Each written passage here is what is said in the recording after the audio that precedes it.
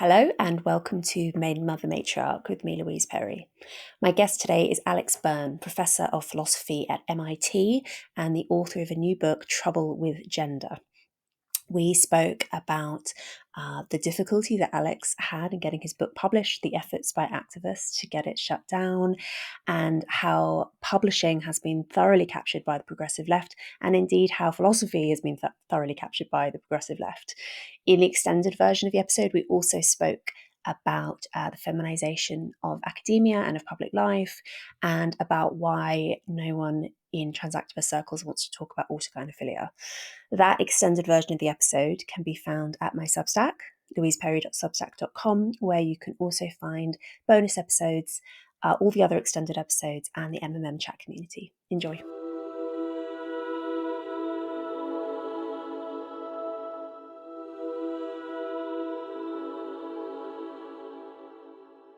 So, Alex, could you start by telling us a bit about your own background in philosophy and how it is you came to be interested in this most controversial of areas?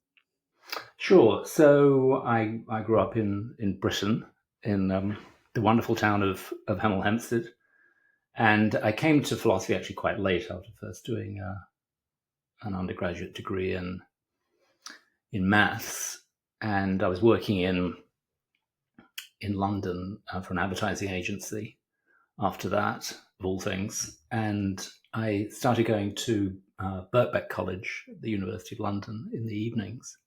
I discovered that you could do a second undergraduate degree there. At least at the time, it wasn't very expensive at all, and the department was really terrific. Roger Scruton was there, for example. I suddenly discovered that philosophy is my thing. So I did a second undergraduate degree in philosophy at Birkbeck. And then I found my way to the States to do a PhD at Princeton, and then I ended up at MIT, where I've been for many years, teaching philosophy as a philosophy professor. We have a department of linguistics and philosophy at MIT, and Chomsky used to be a very prominent member of that department. And for many years, I didn't work on sex or gender, which is in philosophy the province of this relatively small but growing subfield of philosophy called feminist philosophy. And I had always been interested in sex differences and biology. And then, although I certainly hadn't written anything about it, and around 2017, it became apparent that philosophy, or at least feminist philosophy, had an intolerant side, which I was somewhat horrified at. So there was the very public cancellation of the junior philosopher Rebecca Toole in 2017, when she wrote this article for Hypatia called "In Defense of Transracialism." And naively, you would have thought, gosh, this is all super progressive. So this was a couple of years after Caitlyn Jenner had come out on the cover of Vanity Fair. And Rebecca was certainly not saying that there was anything wrong with that at all. The whole argument was, well, you should extend the very same courtesies to transracial people. And you'll remember Rachel Dolezal, this white woman who was basically LARPing as a black woman, but she was the head of the NAACP in Spokane, Washington. But she had a lot of African-American credentials. She grew up in this, at least partly African-American family. I think she had adopted black siblings. She went to a historically black university and so on. You would have expected that, at the very least, this article wouldn't have caused some huge explosion from the progressive side, but indeed it did. And lots of philosophers, I have to say, in the profession were quite horrified at the treatment of Rebecca. Anyway, fast forward I guess, a year. And we have Kathleen Stock in 2018 writing about the reforms to the 2004 Gender Recognition Act and saying some extremely mild things, I mean, by any standards. And at the time, as I remember, Kathleen just bent over backwards to be entirely neutral on the question of whether trans women are women, and wrote in this, or I think in retrospect, she would regard as this very convoluted style to avoid sort of committing herself one way or the other. Anyway, so her activities produced another backlash from the philosophy profession, coming mostly from feminist philosophers. And I think it was around then that I started to just get more interested in the topic, because I started reading about Kathleen, and so that just naturally led to the literature, the philosophical literature on sex and gender. And I thought, the more I read, the more I thought, gosh, I really disagree with most of this.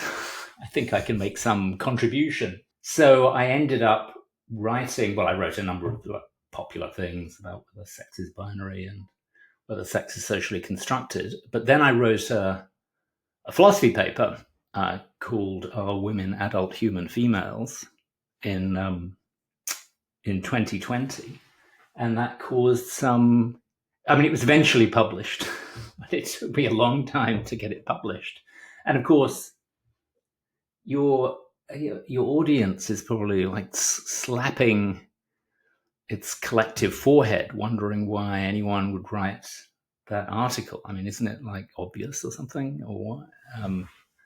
Not for philosophers. No, that's right, not for philosophers. But I mean, the really fascinating thing, which I absolutely cannot get over, I keep sort of returning to it, is that the received view among experts in philosophy who study sex and gender is that women are not adult human females. And in fact, that view, that women are simply the mature females of our species, hardly gets any airtime whatsoever. It's not even considered as a serious view. And that's just from a sort of sociological history of ideas perspective. That's quite fascinating, I think. Anyway, so I wrote that paper that ultimately led to the resignation of the editor-in-chief of the journal in question, and it also ultimately meant that I, as far as I know, am the most published author in Peter Singer's journal, the Journal of Controversial Ideas. So as a result of all the fallout, I ended up writing some more things, and they were all published in Singer's The Journal of Controversial Ideas. I mean, it's completely insane. So Singer, along with a couple of others, started this journal in I think it was 2020, or it might have been 2021. And without that journal, my career in sex gender publishing would have been pretty much over as soon as it started. Anyway, so sorry. To cut a long story short, by that time I'd read so much and written a fair bit that I thought, okay, a book would be a good idea. And then the book was cancelled by Oxford University Press, but that's another story. Well, let's tell that story. Because okay, not the only book to get that treatment from AUP. No, that's right. But yeah. This was just completely bizarre. Because so the story is in I think this was probably around 2020. I formulated the idea for a book. So this would not be an academic book. This would be a trade book, just discussing questions like what is a woman, what is gender identity, do we all have one, what's the difference between sex and gender, this kind of thing. And along the way, correcting, as I saw it, the many mistakes made by my colleagues. And I approached a number of publishers, and eventually Oxford University Press offered me a contract. And with great enthusiasm, they said they would promote it as a trade book and that it would be an important one, and so on. And so I started writing it. And simultaneously, there was a big fuss over Holly Lawford Smith's first book, Gender Critical Feminism. I think you've had Holly on the pod. She was on recently, yes. Yeah, right. No. So Holly is great and is by now really the only prominent gender critical feminist working in philosophy. The only one who's out anyway. Now that Kathleen has been exiled. Anyway, so Holly had this book, Gender Critical Feminism, coming out with Oxford. As soon as this was announced, a bunch of two open letters appeared, basically telling Oxford University Press that this was an awful idea and the press should take steps. By then it was too late to do anything about the actual publication of the book other than pulp it. They told OUP, in effect, put some steps in place to make sure that this sort of thing never happens again. And OUP, to its credit, faced down the protesters. I was a little worried at the time, but I was reassured when OUP said, we're just going to publish the book. It went through peer review in the normal fashion. But then Holly had a second book with OUP called Sex Matters. And then there was my book, Trouble with Gender, and they were proceeding more or less along parallel tracks. I submitted a first draft of the manuscript, expecting to get back, as you normally do, readers' reports, suggestions for revision. I would then revise the manuscript, and maybe there would be further haggling over various changes. It never crossed my mind for a minute that OUP would just reject it. After all, it was under contract, and I published a book, an academic book this time, with OUP before. Anyway, so they did indeed reject it. They rejected it just out of hand on the grounds that it didn't treat the subject in a sufficiently serious and respectful way. That was it. There was just one sentence of explanation. And then after my book was cancelled, literally just a couple of weeks after mine was cancelled, Holly's new book, Sex Matters, was also cancelled by OUP, this time on separate but equally spurious grounds. And I'd already had some other stuff, another thing cancelled by Oxford University Press a few weeks prior, some invited chapter on pronouns that I was asked to write for an Oxford University Press handbook. That ended up in the Journal of Controversial Ideas. So I was thoroughly beaten down at that point and offered no resistance because I knew it would be absolutely pointless. So then I hunted for another publisher and found your own publisher, Policy. But Holly fought back, and she had the help of the UK's Free Speech Union, Toby Young's outfit. And as a result of the Free Speech Union basically threatening Oxford University Press, they published Holly's second book, Sex Matters, which is now out, although unfortunately it's priced at an absurdly high level. It's like £70 or something like that. Do you think that's deliberate? It might not be. I mean, some OUP books do, on the more academic side, do sell for for ridiculously high prices, at least in hardback. Yeah, well, isn't the standard thing, at least what they do at Polity, as you'll know, is to release it in an academic hardback, which is super expensive, and in an affordable paperback simultaneously. Did they do Yeah, that with although Holly's? mine has just been released. So mine is not an academic book. So it's just been released in hardback. It just came out in the UK. Being released in hardback. I don't know what the plans for the paperback are, but I think OUP normally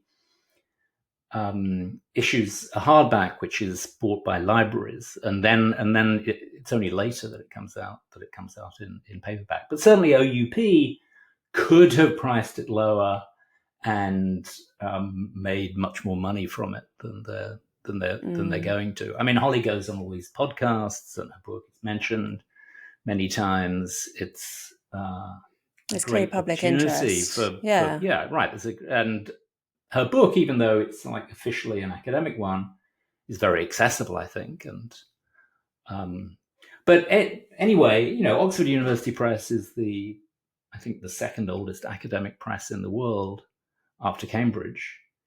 And this has got to be the first time that they were essentially forced to publish a book under threat of legal action. I mean, I'm pretty sure that that's what the Free Speech Union did. I mean, otherwise OUP just wouldn't have published it. So the situation in philosophy is not very encouraging for the gender critical side, broadly speaking. But neither is the situation in publishing, and in particular academic publishing. I mean, you would have thought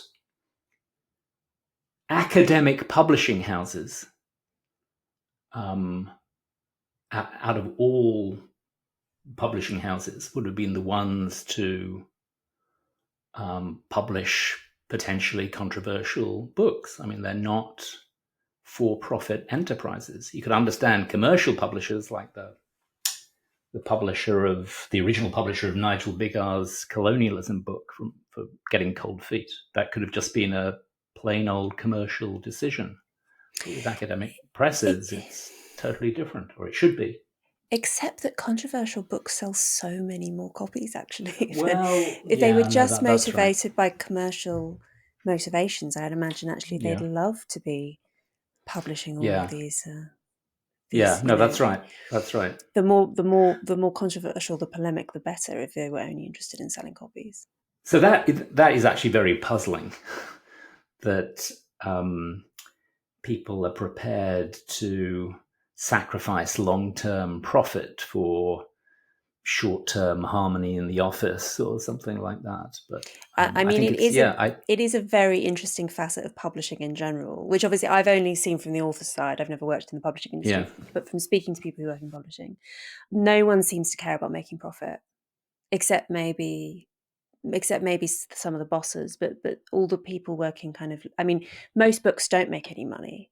So there is always the expectation in publishing that most books you publish are not going to, like, the Pareto distribution within publishing is insane. So you're going to have a handful of books which make loads and loads of money and basically finance everything else. But what they did, for instance, in I forget which imprint it was now.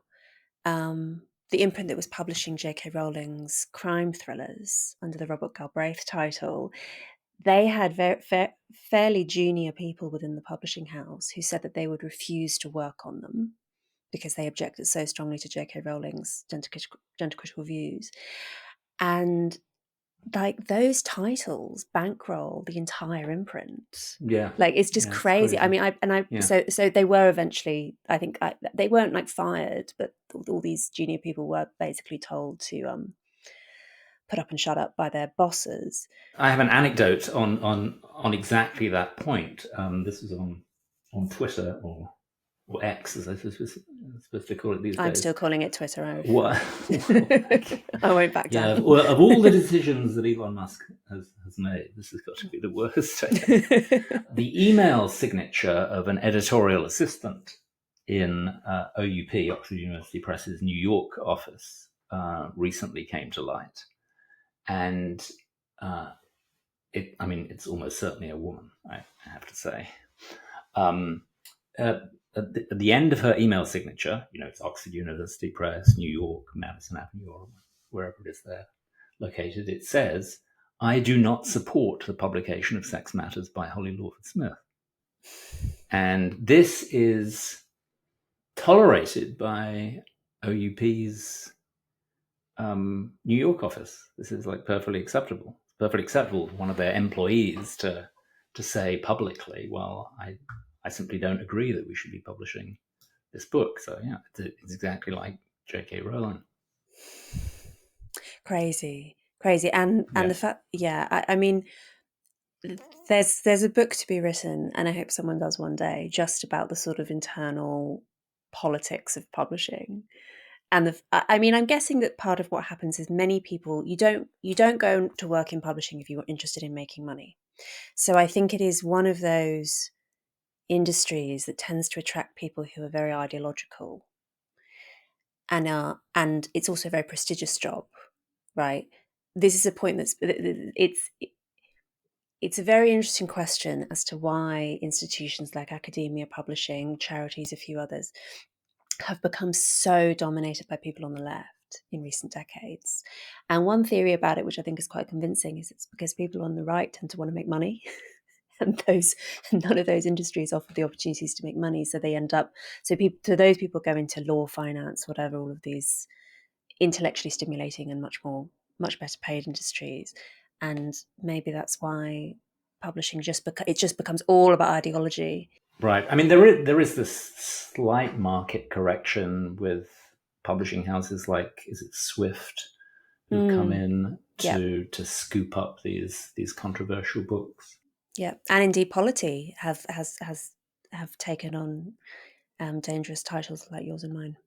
Yeah, that's right. I mean, I think yours is more dangerous than mine. I mean, the thing about mine is, I mean, I deliberately set out not to write a book which is about these hot button social, political, policy issues. So the book itself doesn't take any official stand on, I don't know, the treatment of gender dysphoric youth or trans women in sports or self-ID or anything like that. And I thought, decoupling those issues from the more sort of philosophical ones, for a start, would just give me so much more space to deal with the more descriptive questions. And anyway, it's, people obviously get distracted if policy recommendations are kind of mixed in with the more neutral stuff. But of course, that didn't really do me any good. We're trying to stay above the fray, and I often think that it's the people who are situated somewhere in the middle and who are trying to be extremely neutral and reasonable who actually get the most vociferous cancellation attempts. I think that when you are so clearly sort of marked as an enemy, they sometimes just don't bother. It's the people who they see as being in this kind of vulnerable middle ground.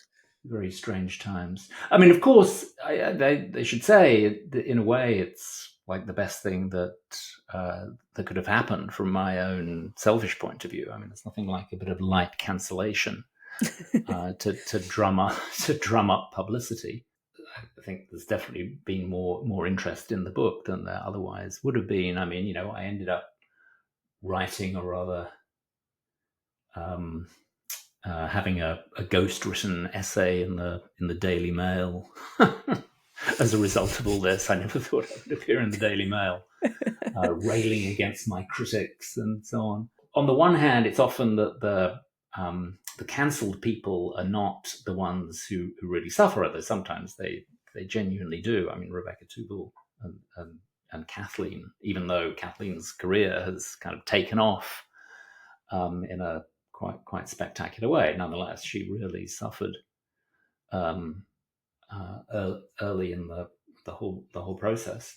But the main damage is done by dissuading other people from getting into this subject in the first place. So in the case of philosophy. It would just be like career suicide to start working on this topic if you had the sneaking suspicion that you might come to some unapproved conclusions. So there just isn't this. That's why I think the discipline of philosophy is not going to change anytime soon for the better as far as sex and gender goes, because there isn't this bunch of more open-minded philosophers in the pipeline, or itching to work on sex and gender. There isn't a new generation coming up. No, there isn't a new generation simply because it's hard enough to get a job in academia in the first place. What do you think it is about philosophy? Because as someone outside the discipline, but the impression that I get is that the most vociferous criticism of gender critical positions has come from philosophy overwhelmingly. Yeah, I think that's right. I mean, I think. On the one hand, this is very, very surprising, because the whole ethos of the discipline is to leave no stone unturned, no orthodox assumption examined. And I mean, the philosopher Peter Singer is a good example. So Singer has argued, for instance, that it would be fine to euthanize severely disabled infants. Now, if you go around saying that, then non-philosophers, let's call them ordinary people, tend, especially disability rights activists, get extremely annoyed and will protest your talks and so on. But philosophers themselves are perfectly happy with. They're not at all fazed by Singer's arguments on this score. They'll just meet. If they disagree, then they will argue against Peter. He's not getting protested by his fellow philosophers. His fellow philosophers aren't trying to get him fired. So there's that ethos in philosophy where anything goes, provided you can argue for it in good faith. And of course, sometimes our most deeply held assumptions actually do turn out to be wrong. So why is it that people like Kathleen Stock and Holly Lawford Smith get so much friendly fire? And when Kathleen got the OBE in the 2021 New Year's Honours List, philosophers, including many prominent people in the profession, many feminist philosophers, wrote this open letter, basically to the Queen, saying, I don't want to address the Queen, but basically they were saying, look, Your Majesty, you've made a terrible mistake awarding this bigot some gong. This is crazy. It's done like a huge amount of damage. So why did they do that? I mean, I think that this in a way brings us back to sex differences. Luckily, none of my colleagues are going to listen to this podcast. Let's hope so. So I do think that the social dynamics between women have something to do with it. So feminist philosophy, well, on the one hand, feminist philosophy is really unique among sub-branches of philosophy in that you're kind of tacitly supposed to sign up to a kind of worldview in order to join in the fun. Mm-hmm. So here's a contrast with, say, the philosophy of religion, which is another small sub-branch of philosophy. You don't have to be a Christian to, even though many Christians are interested in the philosophy of religion, you don't have to be a Christian to be a philosopher of religion. You don't even have to be religious. Some of the most famous philosophers of religion are hardcore atheists. So you can think that Christ is the only way to salvation, or you can think religion is a load of old bollocks. Either way, you'll be welcomed into the philosophy of religion, and you can have your stuff published in the journals. But with feminist philosophy, it's very different. So if you're, let's say, very sympathetic to David Benatar's line in the second sexism, that, sexism goes both ways, and that men in many respects have the short end of the stick, then you won't be welcome in feminist philosophy. Or if you think there's no interesting sense in which women these days are oppressed, again, this is not something that's going to endear you to the leading people in feminist philosophy. Okay, so there's that aspect of feminist philosophy which really makes it unique, and then there's the fact that almost everyone in feminist philosophy is a woman, and so you do have these social dynamics which are more distinctive of groups of women than groups of men. It's a lot of kind of covert aggression, and social shaming is used as a sort of weapon to get rid of your enemies. It's very egalitarian in a way that the male-dominated areas of philosophy aren't. So I think that at least partly explains why people like Kathleen received so much abuse. So it's all very ironic. There's actually an epigraph at the start of the book. I don't know if you noticed. It's from the British sci-fi writer John Wyndham's Trouble with Lichen. So Trouble with Gender it's not just a play on Judith Butler's Gender Trouble, but also on Trouble with Lichen. And I can't remember the quote exactly, but some character in the novel is explaining that one of the main enemies of women are really women themselves. Yeah, I mean, I've always said that the reason that Twitter feels so much like being at a girls' school, not that you'll have been to a girls' school, Alex, but I'm sure you can imagine, is because it necessarily forecloses male modes of aggression. Because male modes of aggression are physical. Whereas obviously on Twitter, you can't use physical force against one another. So the only forms of aggression you have available to you are the feminine ones.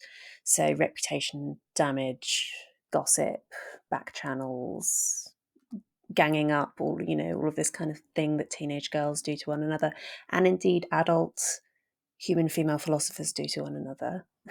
Particularly, I think. No, I mean, I'm sure that part of that. I mean, I would say Kathleen is a friend, so I would say this, but I'm sure that a big part of the motivation to take her down was a feeling of envy because she was getting so much positive as well as negative attention in the media. Yeah, that's right. And an OBE was just intolerable on that basis. And I think that also at least partly explains why women like Kathleen and Holly are the subject of more vicious attacks than men like me. I was going to ask, do you think what has your experience of this been compared with, say, Holly? I don't think there's any. I don't think there's any comparison at all. I mean, I've certainly had people say nasty things about me on Twitter, and there have been some professional issues which I really shouldn't go into, but it's absolutely nothing in comparison to Kathleen. There have occasionally been men in academia who have spoken up about this issue, but I think in general it seems to me to be one that's mostly it's mostly women who are on the gender critical side of things, and it's also actually mostly women who are on the transactivist side of things as well. Yeah, that's right. Yeah, I mean, yeah, that's another interesting fact. What do you think might explain the attraction of feminist philosophers in particular to transactivism? That is such a great question, and I wish I had a good answer. I mean, my best guess is that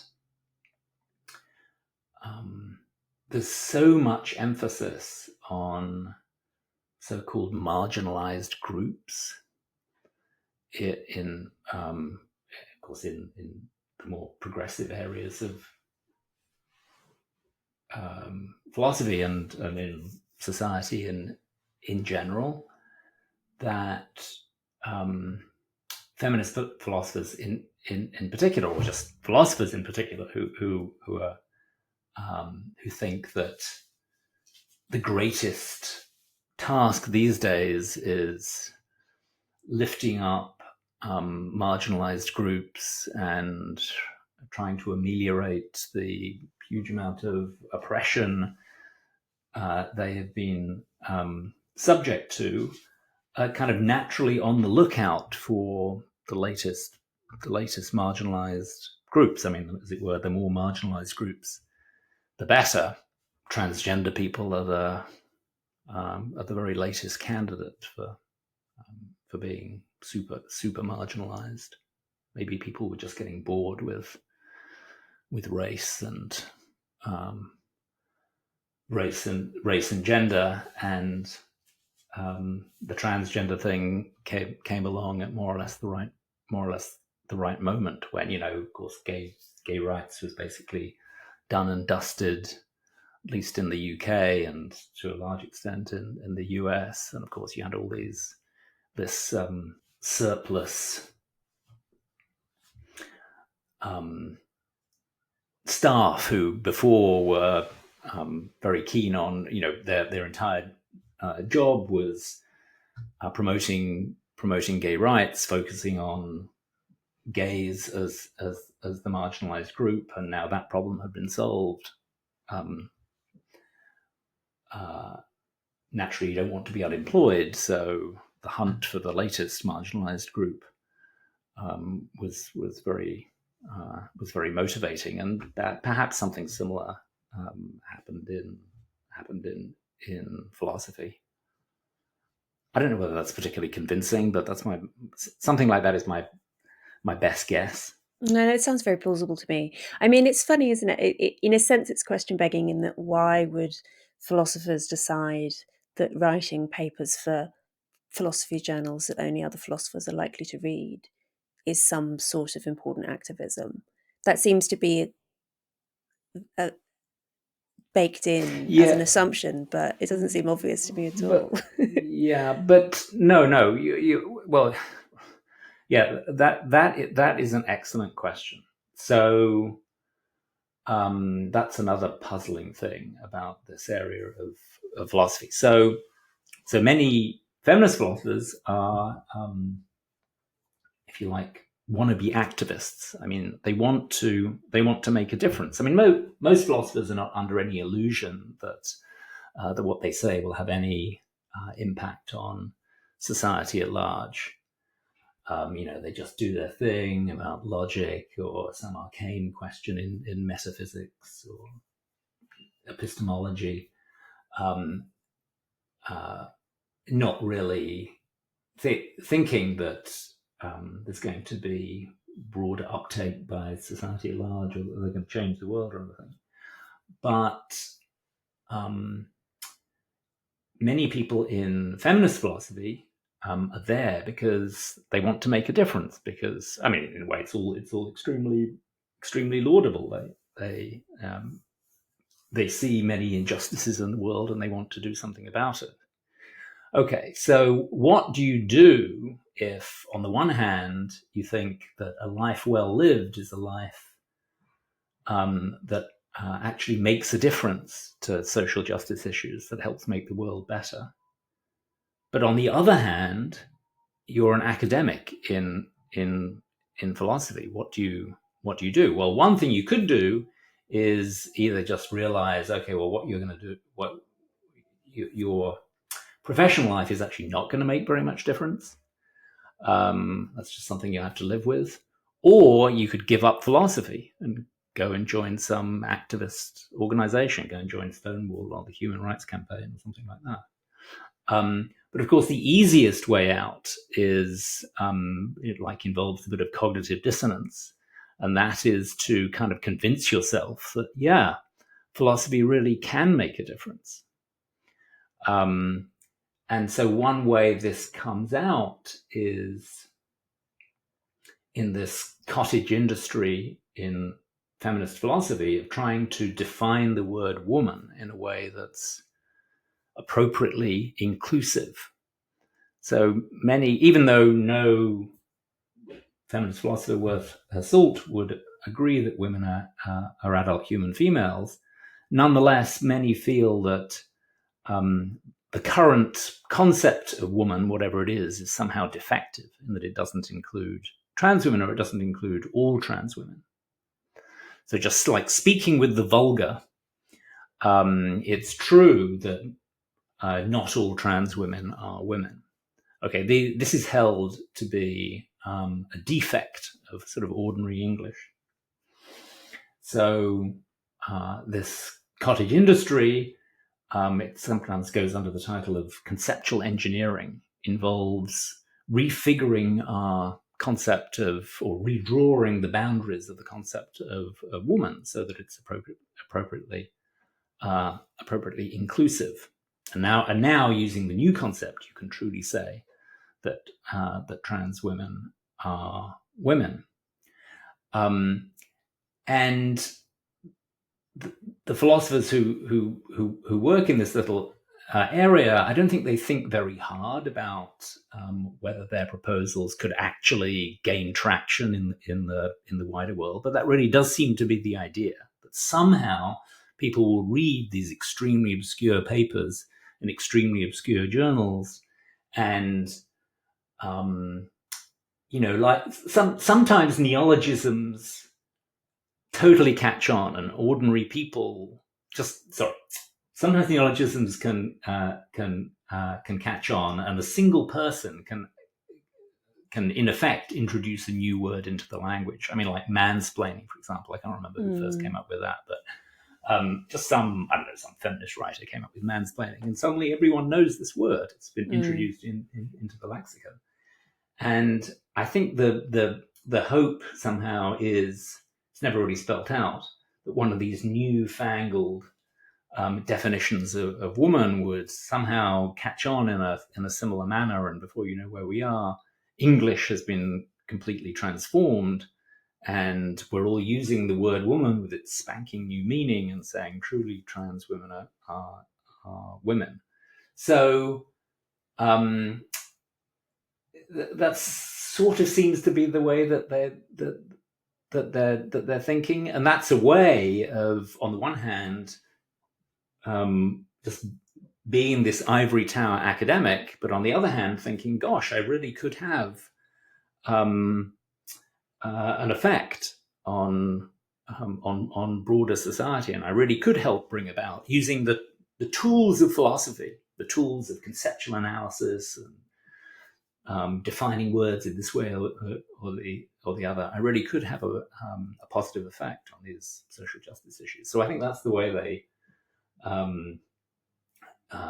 they try and reconcile the demands of social justice on the one hand with being this academic in this obscure discipline that the wider public has very little knowledge of on the other. To me, that seems so silly, but then I am, I guess, a fairly sort of vehement historical materialist, in that I am generally skeptical about the whole idea of ideology and abstract nouns being sort of key drivers of history. And of course, the philosophers we're talking about here are not materialists, because if they were, they would believe in biological sex. It sort of reminds me of Steven Pinker, who obviously is a million miles away from this, and I really like Steven Pinker in general, even though I disagree with him on some points. But in his book, The Better Angels of Our Nature, which is about this thick and is trying to explain the decline in violence across the last kind of 500 years in Europe in particular. And one of the explanations he comes up with for why people would become less tolerant of things like public executions during the Enlightenment period was because people started reading more novels, and that novels sort of inspired empathy in people. And I've always thought that was complete bollocks.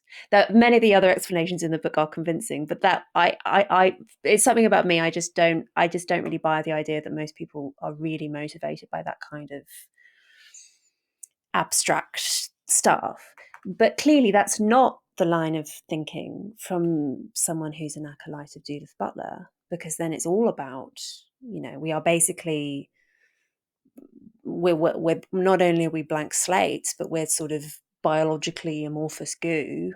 I'm straw manning, but they do place enormous amount of emphasis on, I guess, the power of abstract thinking to alter reality. That's right. But I think maybe that's just a special case of people's tendency to think that the work that they do is much more important than it actually is. I mean, if you're a plumber, well, plumbers are extremely important, of course, but if you're a plumber, you're likely to have a much higher opinion of plumbing in the general grand scheme of things than the rest of us. And then similarly, if you're a philosopher who's working with words and concepts, it's only natural to think that, well, I'm devoting my life to this, so this must be extremely important. But I think you're right plumbing is much more important than philosophy. Podcasting.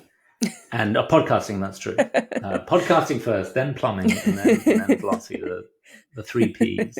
There's a whole genre of books which try to explain the current woke moment in terms of the acceptance of various ideas from Judith Butler or postmodernism. And I'm actually very skeptical that these explanations are right. I mean, they're not the evidence given is